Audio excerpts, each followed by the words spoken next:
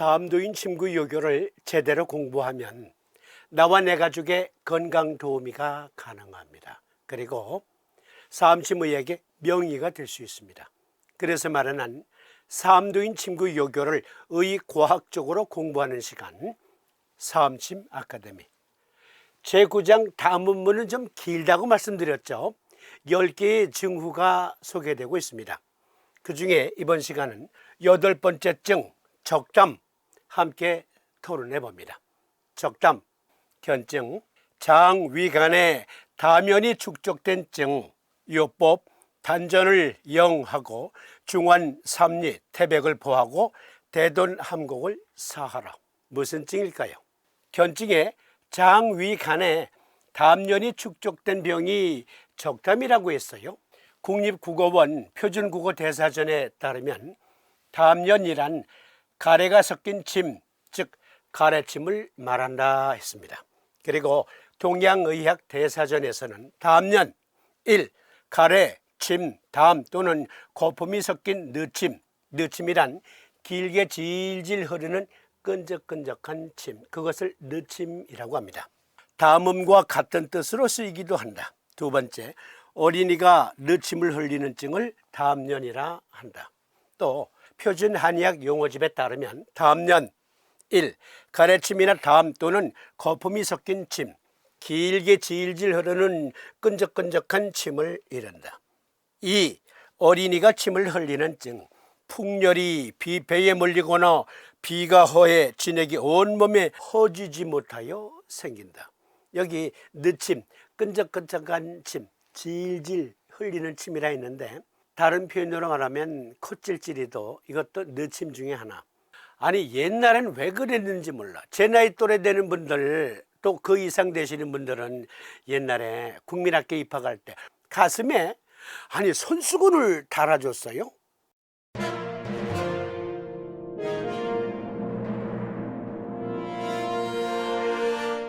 그땐 콧질질이가 많았다. 그리고 느침을 흘리는 그런 어린이들도 많았다. 이 담연은 명나라 때 경학전서 64권으로 이루어진 방대한 의서, 그것을 지은 장계비는 논증편에서 이렇게 말했습니다. 담음 이것은 즉 인지 진액을 말한다. 칙 장부병 진액폐 이 혈기 즉 성담연. 담은 사람의 진액을 말한다. 담연이란 내장병으로 진액이 상한 것, 즉 물 같은 가래가 성한 혈기를 담연이라 한다. 여기 혈기라는 말은 병적인 상태를 말하는 거예요. 우리가 어디 혈기가 왕성해 보여, 또는 어떤 경우엔 아니 혈기가 약한 것 같아, 몸의 어떠한 상태를 말하는 거잖아요. 이 혈기는 피의 기운을 말하는 게 아니고 담연으로 인한 몸의 어떠한 상태를 말하는 거예요. 즉 길게 질질 흐르는 침 또는 콧질질이에 수시로 이렇게 뚝뚝뚝뚝 떨어지는 콧물과 같은 것이 내장병으로 장간 내에 축적되어 있다. 즉 3, 4번님께서 말씀하신 장위간에 담연이 축적된 증, 이것을 적담이라 하셨는데 장계비는 원래 전기료수의 진액이 어떠한 병증으로 인해서 변질된 것, 그것을 담연이라 한다. 삼두이는 그것이 내장에 축적되어 있는 것, 그걸 적담이라 한다. 그래서 장계빈 선생에게 물어보았습니다. 선생님, 우리 삼사께서 말씀하신 이 적담, 선생님은 어떻게 생각하시는지요? 하니까 장계빈이 이렇게 요약해 줍니다. 내장병으로 진액이 변질된 것, 즉 묽은 가래와 같은 것이 위장관에 쌓인 것을 적담이라 한다. 이렇게 요약해 주시네요. 이것이 담적병이다. 요결 9장 담음문 외과적 고찰, 즉 이미 업로드된 0872회차 담음, 담적병 등등을 상세히 설명한 앞에 총론이 있어요. 안 보신 분들은 이 방송 후에 이것 찾아서 보시고요. 보신 분들은 다시 복습하는 차원에서 보세요. 그때 말씀드렸던 내용 일부 인용하면서 내장병으로 진액이 변질된 것, 즉 묽은 가래와 같은 것이 위장관에 쌓인 것을 적담이라 한다. 그런데 장계빈 선생은 진액, 그것은 우리 몸의 전기다. 그게 변질된 것, 즉 어떠한 병적인 요인에 의해서 변질된 것, 그게 장에 쌓여 있는 게 적담이고, 그건 폐에도 쌓일 수 있고 뇌에도 쌓일 수 있고 여러 기관에 쌓일 수도 있어 라고 말씀하셨으니까, 진액이란 무엇인가? 이번엔 비의학자의 말을 빌려서 진액을 살펴봅니다. 구한말 순조 때 실학자 풍석 서우규가 지은 일종의 백과사전 임원경제지의 한 대목을 인용해서 조은자 교수는 임원경제지 속의 죽, 영양죽, 병후 회복에 좋은 죽이란 무엇인가? 그것을 발췌해서 설명합니다. 진액이란 체내의 정상적 수액의 총칭이다. 세포 내액 외액은 물론 소화액이나 관절강액, 눈물, 땀, 오줌 등까지 포함된다. 진액도 역시 음식물이 소화될 수 있도록 수액 성분에 의하여 작용한다. 진액은 기에 의하여 전신에 배포되나 일부는 혈중에 들어가 혈액 성분도 된다. 여기 조은자 교수는 서울대학교 가정의학과 출신으로 식품영양학 석사 그리고 박사를 거쳐서 성신대학교 식품영양학 교수를 역임했어요. 이분이 진액이란 체내의 정상적 수액의 총칭이다. 경학전서에서 장계빈은 말하기를, 담음, 그것은 정기와 사기가 있는데 정기류수의 담이란 진액을 말해. 체액의 정의, 곧 진액의 정의이기도 합니다. 체액이란 무엇입니까?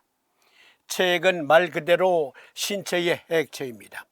성인의 신체는 약 50에서 60%가 물로 구성되어 있으며 이는 세포 내부, 세포 내와 세포 외부, 세포 외에 분포되어 있습니다. 세포 내 수분과 세포 외 수분의 총합이 전체 체액을 형성합니다. 체액은 물 외에도 전해질, 즉 나트륨, 칼륨 등 대사물질, 즉 요소, 포도당, 이산화탄소, 산소, 그리고 단백질, 알부민, 호르몬, 아미노산, 항체와 같은 다른 분자들로 구성되어 있습니다. 체액의 위치에 따라 구성 성분과 양이 달라집니다. 체액 또는 생리액은 다양한 생리적 과정과 신체 항상성 유지에 필수적입니다. 체내 물의 기능에는 온도 조절, 체온 조절, 조직 보습, 필수 영양소 운반, 체내 노폐물 제거, 다양한 관절과 조직 윤활 등이 포함됩니다. 체액의 예로는 혈장, 눈물, 윤활액, 땀 및 소변이 있습니다. 이미 토론한 거예요. 그러면 이제 결론적으로 장위간의 담연이 축적된 증, 그것은 무슨 증을 말하는가? 장계빈의 말, 그리고 조은자 교수의 말, 그 외에 여러 사전적 정의를 통해서, 즉 정상적인 상도에서의 진액, 그것은 우리 몸의 항상성 유지력을 위해서 반드시 필요한데 그것이 어떠한 병적인 요인에 의해 변질됐다. 진액이 부패됐다. 이 세포 그림 잘 봐주세요. 세포 막이 있습니다. 막 안에는 물이 들어있어요. 그걸 세포 내액이라고 합니다. 그런데 여기 보세요. 위장, 소장, 대장, 그리고 우리 몸의 근육 조직, 우리 몸의 모든 조직은 결국 세포들로 이루어져 있잖아요. 그런데 이 세포들 사이사이를 가리켜 간질구역이라고 하거든요. 간질구역에 물이 또 차 있습니다. 그런데 염증이 생겼어요. 세포 개개에. 그러면 이 염증으로 인해서 세포 외막이 터져요. 혹은 삼출, 새요. 그러면 간질구역에, 세포와 세포 사이의 간질구역에 세포 외액이 증가합니다. 삼두기는 이걸 보신 겁니다. 예를 들어서 이 컵 안에는 계란이 들어있습니다. 계란 개개가 세포라고 가정하세요. 세포. 그런데 이 조직 내의 일부 세포가 터졌어요. 그러면 이 간질 구역 내로 세면 간질 구역에 이렇게 끈적끈적한 액체가 고이게 되는 것, 이게 적담이에요. 그것이 담련이에요. 그것이 광의적으로는 담적병이요, 광의적으로 담음병입니다. 그런데요, 이 삼출물 증가는 염증으로만 생기지 않습니다. 비염증성으로도 생겨요. 미국 국립보건원 의학 논문 데이터에서 한 논문을 주목했습니다. 임상적 치매와 관련된 혈관 및 신경퇴행성 과정은 특히 간질액의 증가를 유도하는 세포 손실을 유발합니다. 이 연구자들은 주로 신경병증, 즉 경도인지장애, 알츠하이머병 치매, 그리고 혈관병리, 즉 혈관인지장애라는 특정 질환 등등의 영향을 받는 21명의 건강한 대조군과 53명의 기억 클리닉 환자를 대상으로 내부 3D 영상을 사용하여 미세혈관, 실질 조직 무결성 및 간질액 용적 변경을 조사했습니다. 그러니까 이 논문에서 말하는 것은 염증이 아닌 신경성 장애로 인해서도 세포 내액과 세포 외액의 변화가 있을 수 있다. 그러면 이제 사암사께서 말씀하신 요법을 분석해 보십시다. 사암사께서는 단전영하고, 즉 사하고, 중환삼리 태백을 보하고 대둔함국을 사하라. 이것은요, 사암사의 본의가 아닙니다. 이건 사암사의 글이 아니에요. 사암도인은 이렇게 말씀하시지 않았을 겁니다. 왜냐하면 이건 대장정격증이기 때문입니다. 대장정격은 삼리국지의 N극면, 양곡양계의 S극면. 요결 제28장 요통문에 보면 사암도인께서는 당신의 병적인 임상 경험을 말씀하시는데, 나의 삼재와 장질이 모두 림프암으로 사망했고 나 또한 같은 병으로 죽어가고 있었다. 사암침법은요, 암 치료를 목적으로 만들어진 요법이에요. 동기가 사암도인 자신이 림프암에 걸렸고 또 세 동생과 장조과가 같은 병으로 죽었어요. 그래서 수많은 명의들을 찾아다니니 무슨 병인지 몰라. 그래서 당신이 스스로 공부하여 10수년 동안 독학으로 공부한 나머지 깨달았죠. 이건 대장정격증이다. 림프암 대장정격 쓰면 주어집니다. 그러니까 사암도인은 토마스 호지킨보다 200년 앞서서 림프암의 원인과 치료법을 규명하신 분이에요. 한 논문에 보니까 간질액과 림프 형성 및 수송, 염증과 암에서의 생리적 조절과 역할이라는 아주 중요한 내용을 논하고 있는데, 그렇습니다. 이들이 사암도인의 서의 제자들이에요. 사암도인이 보셨다면 서희들도 마땅히 볼 수 있어야 돼요. 당신이 림프암에 걸렸을 때의 증상을 논했는데 몸 여기저기가 붓는다, 내 말을 말씀하셨어요. 림프 부종, 그리고 그것으로 인한 여러 증후군, 즉 림프암의 전형적인 증상들을 논한 다음에 이것이 대장의 허증이니라 그러셨거든요. 간질은 조직의 세포 미세 환경을 구성하는 체액, 단백질, 용질 및 세포의 기질을 나타냅니다. 그 변화는 염증, 발병 및 암에서 세포 기능의 변화에 필수적입니다. 간질액과 림프액의 생물 물리학적, 생체 역학적, 생물학적 측면과 조직 생리학, 병태 생리학 및 면역 조절에서의 림프 수송을 우리는 주목했습니다. 계속되는 내용이 보면, 그러면서 결론적으로 간질액은 모세혈관 여과에 의해 생성되고 림프관에 의해 제거됩니다. 그렇습니다.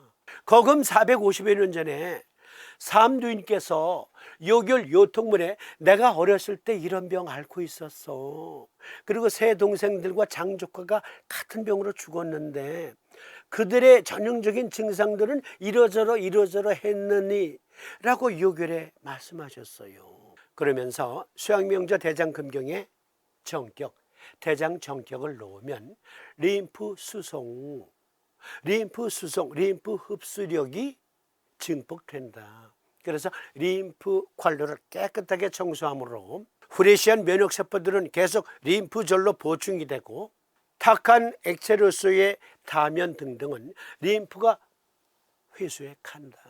그런데 수양명조 대장근경의 양명조로서의 림프 수송력이 약해지면 림프절이 붓고 온몸에 면역 저하 또는 과잉 상태, 자가면역 상태가 된다.